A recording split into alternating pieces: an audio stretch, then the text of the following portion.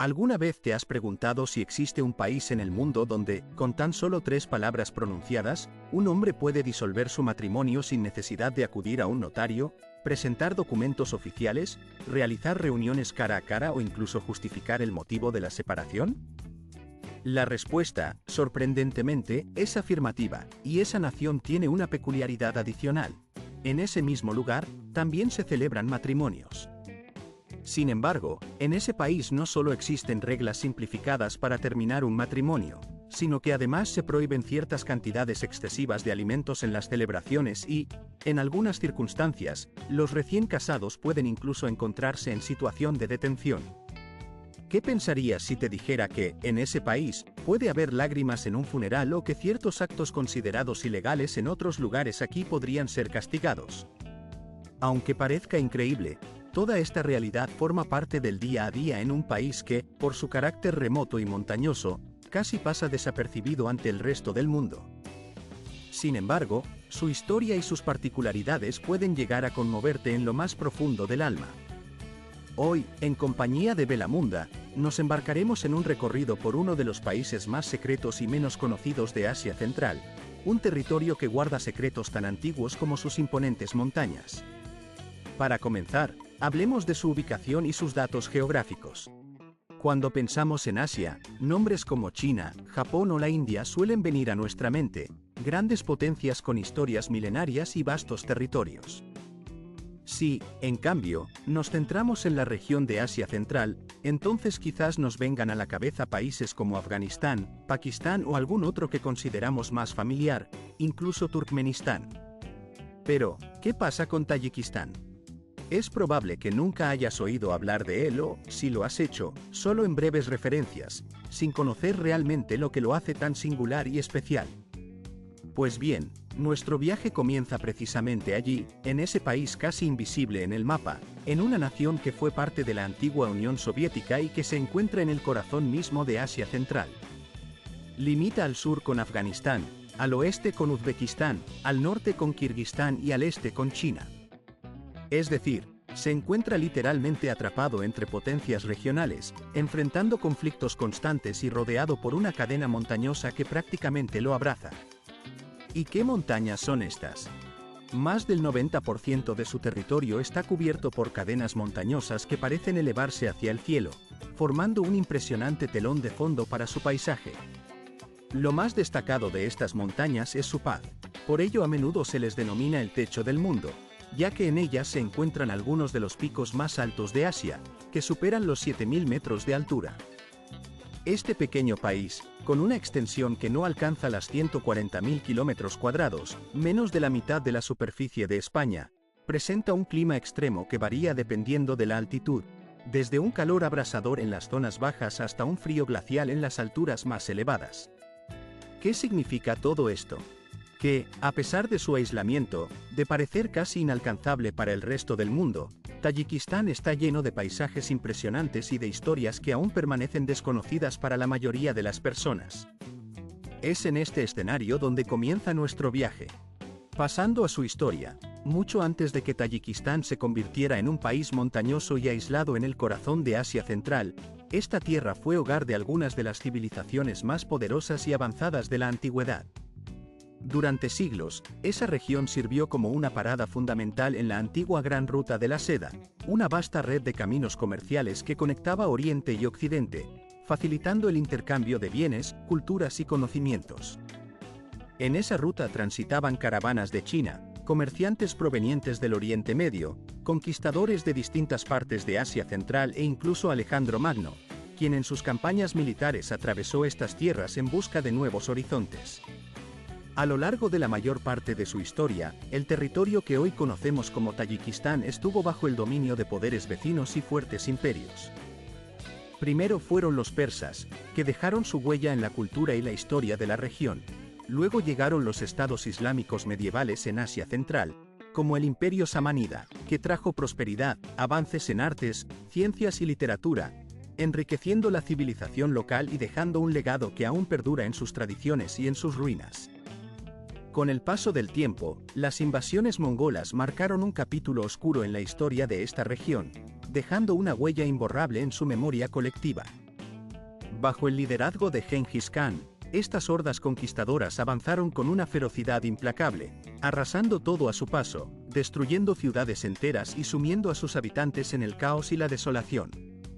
La devastación que provocaron fue tal que muchas áreas quedaron en ruinas, y las historias de esas épocas pasaron a ser relatos de destrucción y supervivencia que se transmitían de generación en generación. A lo largo de los años, en un proceso que duró varias décadas, estas tierras fueron conquistadas y reconquistadas en múltiples ocasiones por diferentes pueblos y imperios, dejando un legado de conflicto y resistencia que aún perdura en la memoria histórica local. Mucho más tarde, en el siglo XIX, la región fue incorporada al dominio del Imperio ruso, que la anexó formalmente y la integró en su vasto territorio.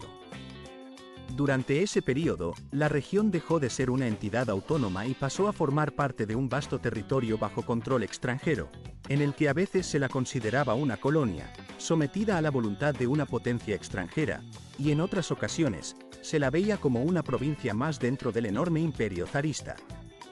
Este dominio duró varias décadas y dejó profundas huellas en la estructura social, económica y política del territorio. La esperanza de obtener independencia empezó a gestarse en las décadas siguientes, pero no fue sino hasta el año 1991, con el colapso de la Unión Soviética, que finalmente logró su autonomía política.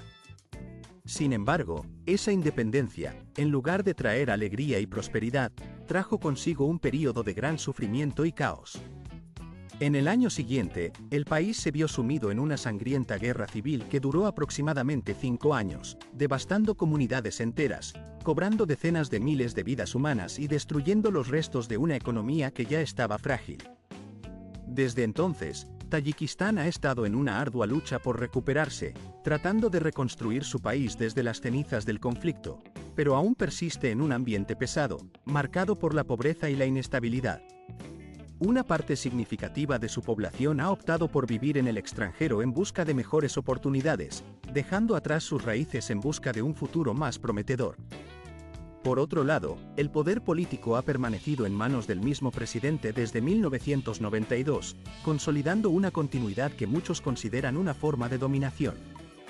La historia de Tayikistán puede entenderse como un relato de dominación, resistencia y olvido.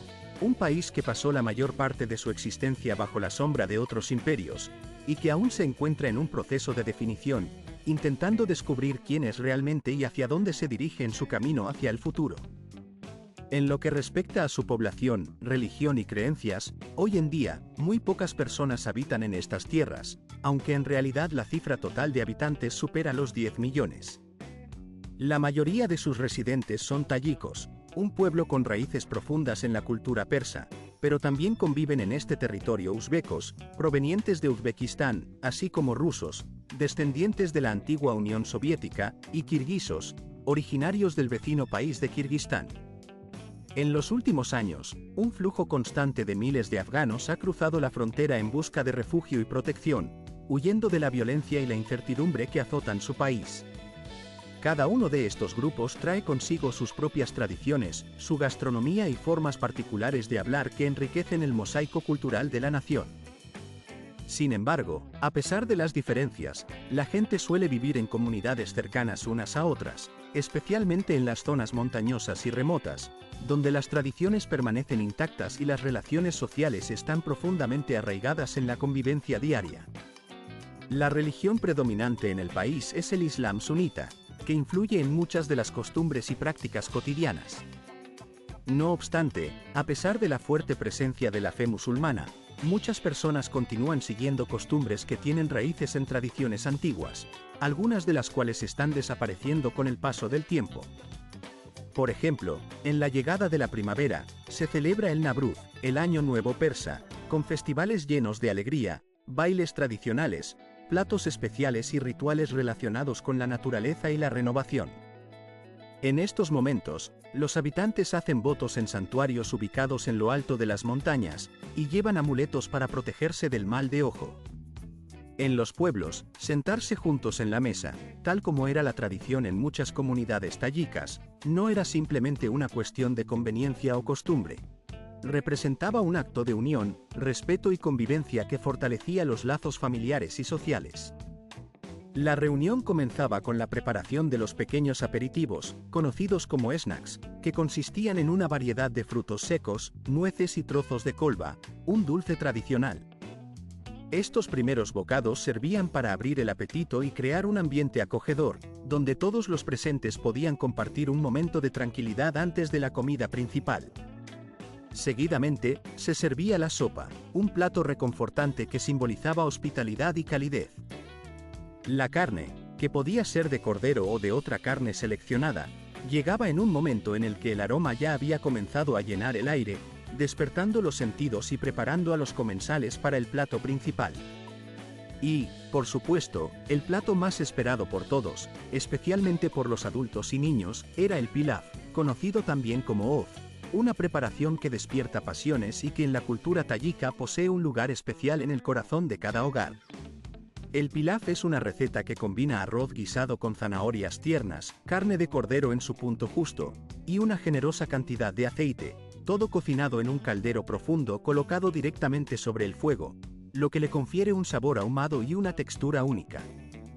En ocasiones, se le añaden ingredientes adicionales como garbanzos, frutos secos o incluso cabezas de ajo enteras, que aportan aromas intensos y un carácter distintivo a este plato emblemático.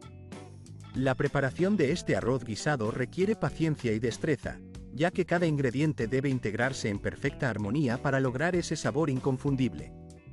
Pero lo que hace aún más especial a esta comida compartida es la manera en que todos participan en ella. Es tradición que todos coman de un mismo plato grande, utilizando una cuchara grande o incluso a mano, en un estilo que puede parecer rústico, pero que refleja la cercanía y la confianza entre los comensales. Sin embargo, toda esta ceremonia culinaria pierde su significado si no se acompaña del elemento más esencial, el pan. El pan, en la cultura tayika, no es simplemente un alimento, es un símbolo de vida, sustento y respeto. El pan plano, redondo y horneado en un horno de barro, acompaña absolutamente todas las comidas y, en muchas ocasiones, representa la presencia de la abundancia y la hospitalidad. La ausencia de pan en la mesa genera una sensación de vacío, como si faltara algo fundamental, porque en realidad, sin pan, la comida parece incompleta y vacía.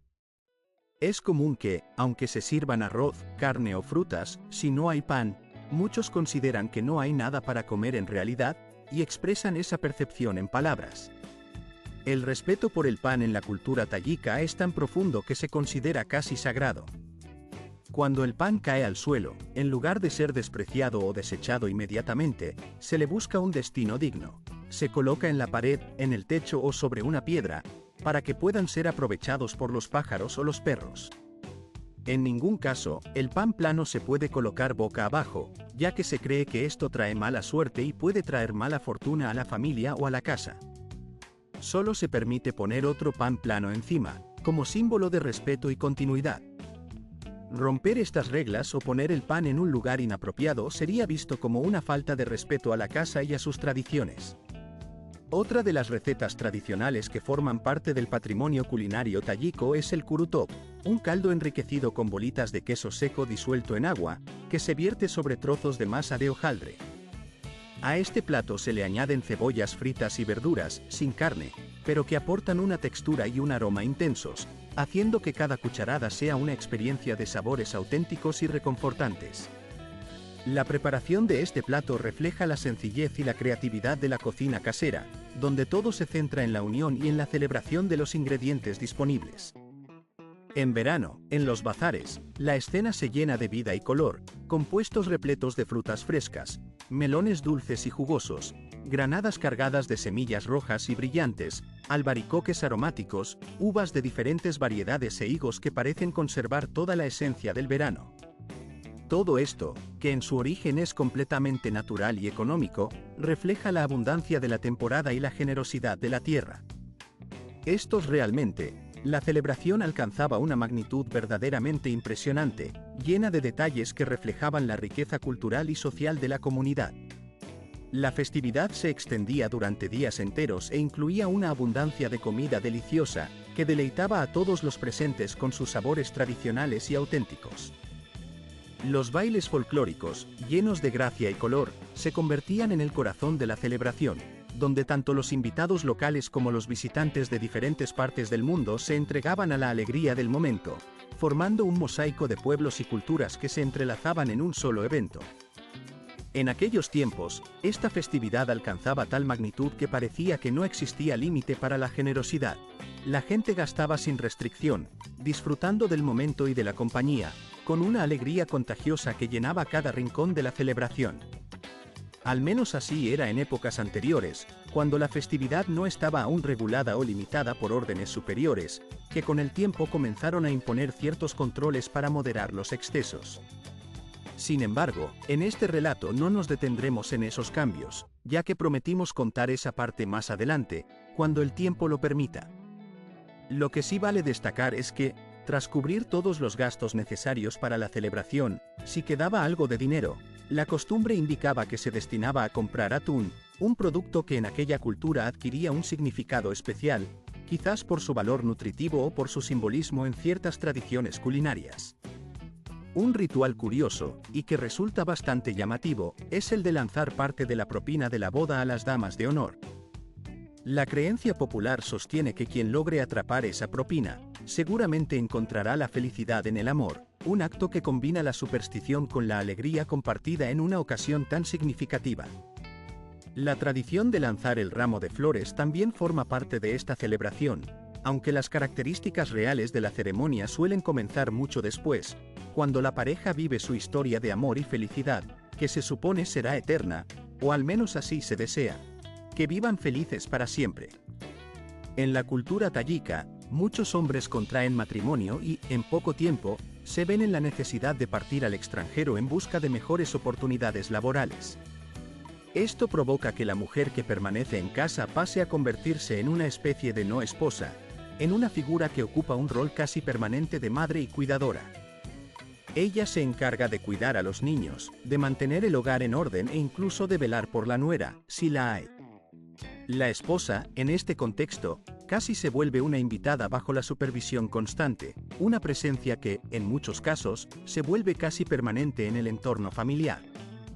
La relación matrimonial, en muchas ocasiones, se reduce a una especie de acuerdo social que, si fracasa, deja a uno de los cónyuges en una situación de vulnerabilidad absoluta. Para un hombre, el divorcio puede ser considerado un asunto sencillo, incluso basta con pronunciar la palabra 3 veces para poner fin a un matrimonio. La palabra talak, incluso cuando se dice por teléfono, tiene un poder casi automático que libera al hombre de sus obligaciones y responsabilidades. La mujer, en cambio, enfrenta un proceso mucho más largo y arduo, que puede convertirse en una verdadera prueba de resistencia. A menudo, la mujer es culpada y marginada, dejándola al margen de la vida social, lo que complica aún más su situación y su bienestar emocional. Un dato interesante, difícil de olvidar, revela que en Tayikistán, particularmente en las zonas rurales, las cejas gruesas y separadas se consideran poco atractivas o raras. La belleza ideal para ellas es una ceja ancha, que en realidad puede ser una sola ceja unida en el centro, formando una línea continua. Las mujeres incluso unen sus cejas con maquillaje o mediante tatuajes temporales, una práctica que para ellas no resulta extraña ni fea, sino todo lo contrario. Representa un símbolo de pureza, feminidad y orgullo. En ese contexto, tener una ceja ancha o una uniceja se convierte en un signo de belleza y de identidad cultural, una muestra de fortaleza y autenticidad que las enorgullece. Hablando de orgullo, la educación y el respeto en esta cultura siguen reglas muy estrictas. Los hombres saludan con un fuerte apretón de manos, acompañado de palabras amables y corteses, como una forma de mostrar su respeto y consideración hacia los demás. Las mujeres, por su parte, se saludan besándose en la mejilla, un acto que refleja cercanía y afecto, pero siempre dentro de un marco de respeto y tradición. Cuando se comparte la comida, nadie toca el plato del mayor en la mesa hasta que él lo hace, y cada uno de estos lugares posee su propia gama de colores, que van desde el profundo azul hasta el vibrante verde esmeralda, creando un espectáculo visual que cautiva a cualquier visitante. Entre estas maravillas naturales, mi memoria evoca un antiguo nombre, Alejandro Magno. Se dice que este gran conquistador pasó por estas tierras en algún momento de su historia, y en honor a ello, El lago cercano recibió el nombre de Iskanderkul, un nombre que en la lengua local significa literalmente «lago de Alejandro». Para entender mejor, hay que saber que en esta región, a Alejandro lo llaman simplemente Iskander, que es la forma en que los habitantes de aquí se refieren a él. Sin embargo, surge la duda, ¿esto es solo una leyenda o realmente hay evidencias que confirmen esa visita? La verdad, nadie puede asegurarlo con certeza. Pero hay una cosa que no se puede negar, la belleza del lago en sí mismo es absolutamente impresionante. Su superficie, como un espejo gigante, refleja con perfección las paredes rocosas que lo rodean, formando un paisaje que parece sacado de una pintura. La calma que transmite invita a perderse en la contemplación de la naturaleza en estado puro. Si alguien busca sumergirse por completo en un entorno natural, el Valle de Pomir, en esta misma región, es uno de esos lugares que dejan huella. Aquí, las montañas más altas del mundo atraviesan el país de extremo a extremo, conectando diferentes regiones y ofreciendo vistas que dejan sin aliento. A lo largo de estos caminos, que cruzan valles, mesetas y tierras donde todavía se escucha el antiguo idioma Yagno, un dialecto que ha sobrevivido en las comunidades del Valle de Yagno, uno puede experimentar la historia viva de un pueblo que ha mantenido sus tradiciones a lo largo de los siglos. Este país realmente fascina a quien lo visita, ya sea por sus paisajes, su gastronomía, su historia o sus costumbres ancestrales. Pero, como en todo, no todo resulta ser tan sencillo o idílico como parece a simple vista. Hablando de historias sorprendentes, la séptima historia que quiero compartir es acerca del arco iris, símbolo de esperanza y belleza en muchas culturas. En este país, el arco iris ha llegado a tener un significado político y simbólico muy particular, asociado con el poder absoluto. ¿Recuerdas que mencionamos anteriormente cómo las bodas ya no se celebran con la misma pompa y circunstancia de antes? Ahora entenderás por qué. Desde 1992, Tayikistán ha estado bajo el mandato de una sola persona, un hombre que ha concentrado en sus manos la mayor parte del poder político y social. Su nombre es Emomali Rahmon, y desde entonces, su influencia en el país ha ido en aumento. Este líder cambió la constitución, eliminando las restricciones que limitaban los mandatos presidenciales, y desde el año 2016, la ley permite que un presidente permanezca en el cargo de forma indefinida, sin límite de reelecciones. Literalmente, eso significa que Rahmon puede seguir en el poder para siempre si así lo desea. Hoy en día, su figura es casi considerada sagrada por muchos.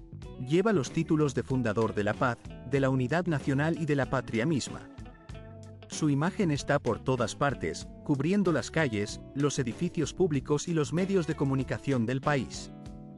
Los medios estatales lo comparan constantemente con el sol, símbolo de poder y vitalidad, y todos los ciudadanos están obligados a dirigirse a él con respeto, llamándolo su excelencia.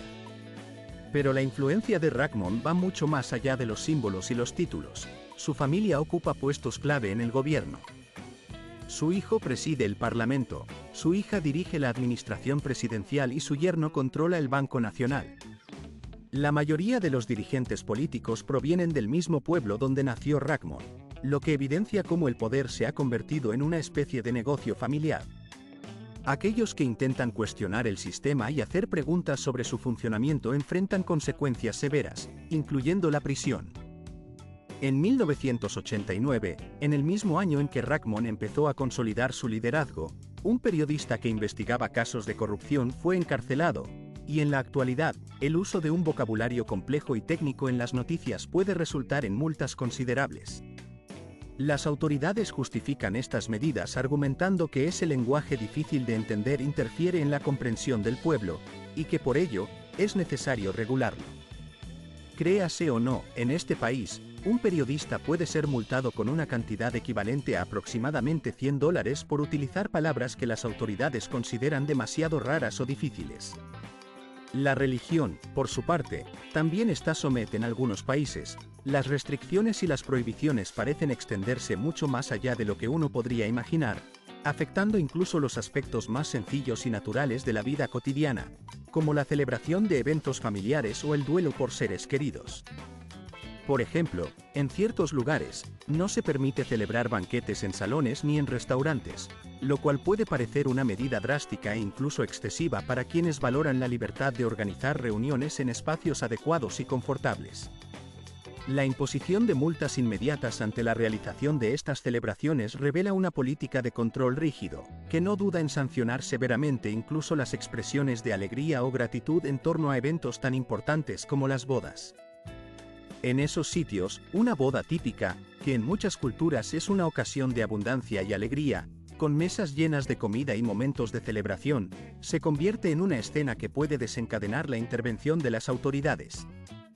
La policía, en ocasiones, llega de manera abrupta a estos eventos, tocando la puerta sin previo aviso, con la intención de retirar los alimentos y acusar a la familia de ostentación o de gastar en exceso en una época en la que, supuestamente, la modestia y la austeridad deben prevalecer. Aunque estas medidas puedan parecer duras, la realidad muestra que tales incidentes no son aislados, sino que se han convertido en una situación bastante común, casi habitual en esas comunidades. Mientras los preparativos para una boda avanzan en el hogar familiar, con toda la ilusión y los esfuerzos habituales para hacer que ese día sea especial, de repente aparecen los funcionarios del Estado, con la autoridad para confiscar la comida y justificar sus acciones argumentando que el menú preparado no corresponde a los medios económicos de la familia. La acusación principal suele ser que la celebración representa un despilfarro, un gasto excesivo que no se ajusta a las normas sociales o a la austeridad impuesta por las autoridades. Y, en ese momento, todo parece concluir, sin margen para discusión, porque en esas circunstancias no hay espacio para la resistencia ni para las justificaciones. Simplemente, la fiesta debe detenerse. Incluso en momentos tan dolorosos como los funerales, donde la gente busca expresar su duelo y despedir a sus seres queridos con respeto y sinceridad, las restricciones también son severas. En el año 2017, las autoridades prohibieron expresiones ruidosas de luto, como los llantos fuertes o las procesiones fúnebres, y también restringieron ciertos gestos que en muchas culturas son considerados signos de dolor profundo. Por ejemplo, se estableció que no era permitido arrancarse el cabello en señal de angustia ni golpearse el pecho en señal de duelo.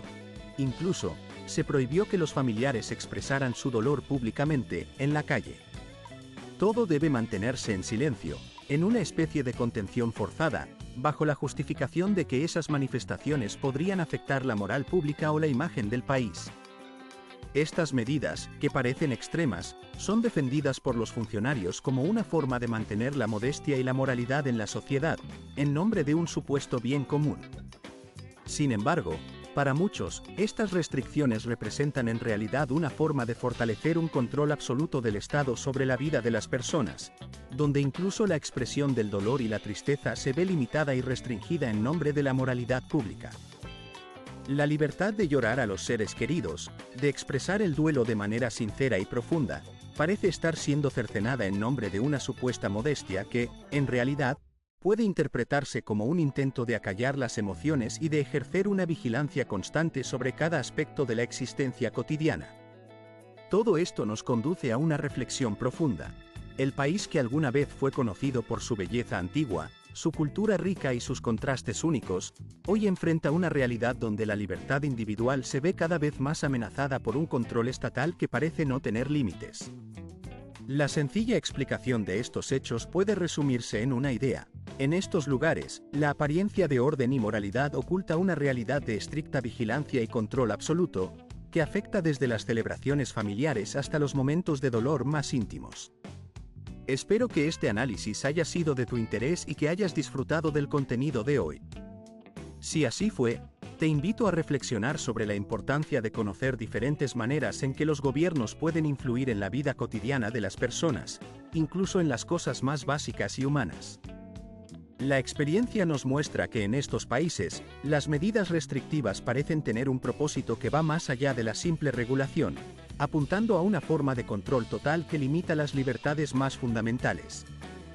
La historia y los hechos nos enseñan que, en muchos casos, estos controles severos no solo buscan mantener un orden aparente, sino que también buscan consolidar un poder que no permite que la